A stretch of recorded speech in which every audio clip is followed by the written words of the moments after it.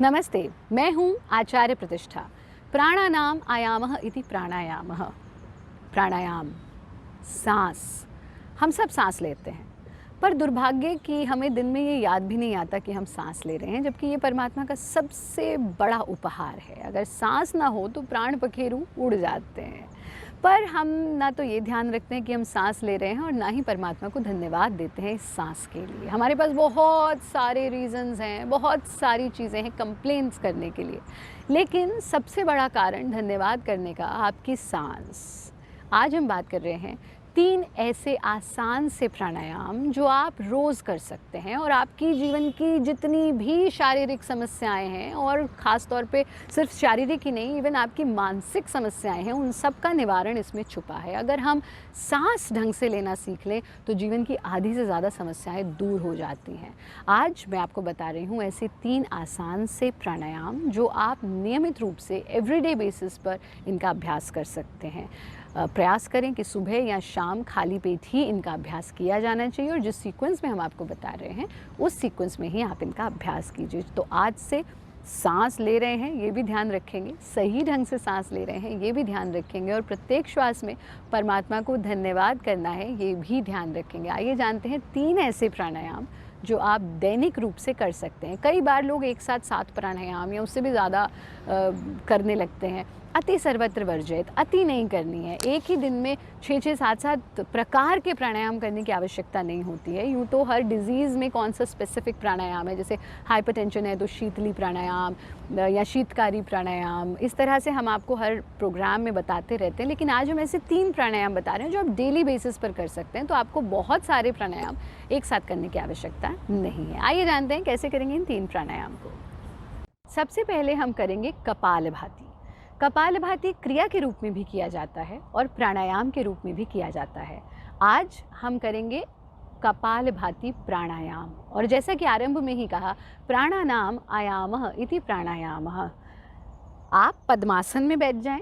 जो लोग पद्मासन में नहीं बैठ सकते वो सुखासन में बैठ करके इसका अभ्यास करेंगे, या फिर हाफ यानी अर्ध पद्मासन में बैठ करके भी इसका अभ्यास कर सकते हैं। हाथों को ज्ञान मुद्रा में ले लेंगे, आँखों को बंद करना, फोर्सफुल एक्सलेशन करना, और जब आप एक्सेल करेंगे तो पेट आपका भीतर की तरफ कॉन्ट्रैक्ट होगा, उस कॉन्ट्रैक्शन पर ध्यान टिकाना है। धीरे धीरे इसकी स्पीड को आप बढ़ा सकते हैं।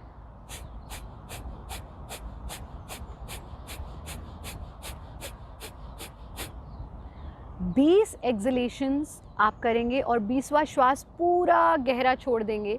जब आप 20वां श्वास पूरा गहरा छोड़ेंगे तो पहले अपने एनस को कॉन्ट्रैक्ट कर लेंगे, जिसको हम मूल बंद कहते हैं, फिर अपने एब्डोमेन को कॉन्ट्रैक्ट कर लेंगे, जिसको हम उड्डान बंद कहते हैं, और फिर चिन लॉक लगा देंगे। जो लोग सर्वाइकल के पेशेंट्स हैं या जिनको स्पॉन्डिलाइटिस का प्रॉब्लम है, गर्दन में दर्द रहता है, वो बिना चिन लॉक के इसको कर सकते हैं। एक बार देखिए अच्छे से।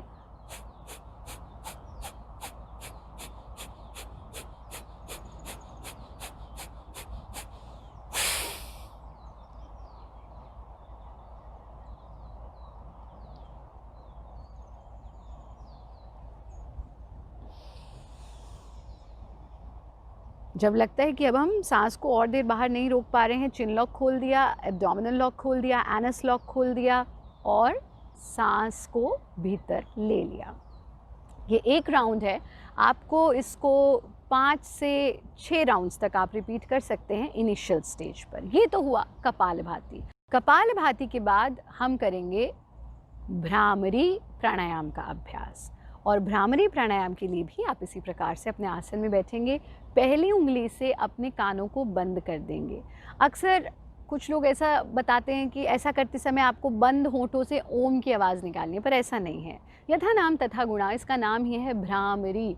तो भंवर गुंजन आपको करना है। अंग्रेज़ी में इसको कुछ लोग बी ब्रीदिंग कहते हैं। सो हम यूएस में थे, आई वाज एट यूएस, और वहाँ पर हमारा शिविर चल रहा था भारत योग का। तो हमने बताया कि ये बी ब्रीदिंग नहीं है, ये बम्बल बी ब्रीदिंग है, यानी भंवरे जैसी आवाज़ निकालनी है। भंवरे की आवाज़ वही निकाल सकते हैं जिसने भंवरे को देखा है, जिसने भंवरे की आवाज़ को अनुभव किया है। तो आप तो सौभाग्यशाली हैं कि आपने भंवरे को देखा भी होगा और उसको अनुभव भी किया होगा।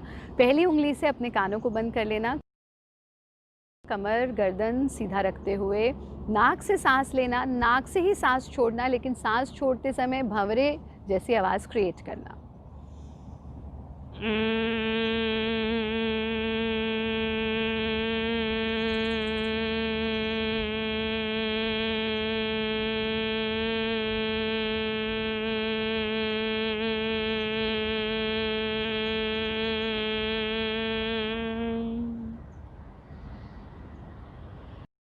ऐसा आप 5 बार रिपीट करेंगे, फिर कानों को खोल देंगे। आँख खोलने की कोई जल्दी नहीं करेंगे। इस ध्वनि से होने वाले स्पंदन को, इसके आफ्टर इफ़ेक्ट्स को फ़ील करना और फिर धीरे धीरे से आँखें खोल देना।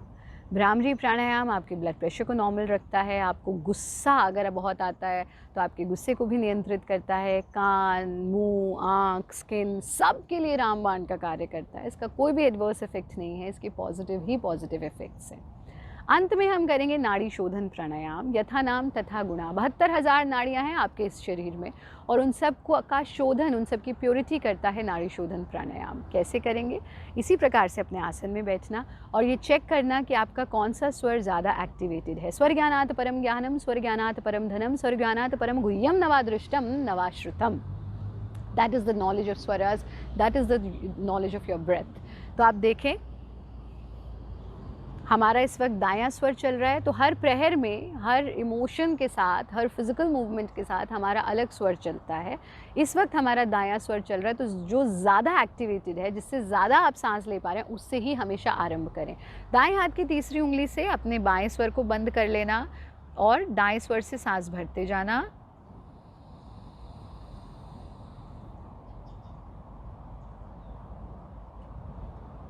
दाएं स्वर को बंद कर लेना और बाएं से सांस छोड़ देना।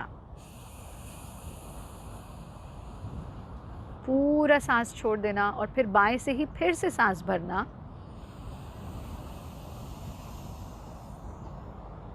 दाएं स्वर से सांस छोड़ देना।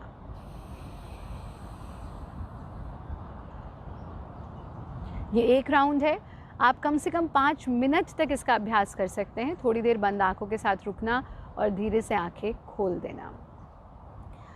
ध्यान रहे कि time of acceleration should be double two the time of inhalation. आप का जो श्वास छोड़ने का समय है वो श्वास लेने के समय से दुगना होना चाहिए।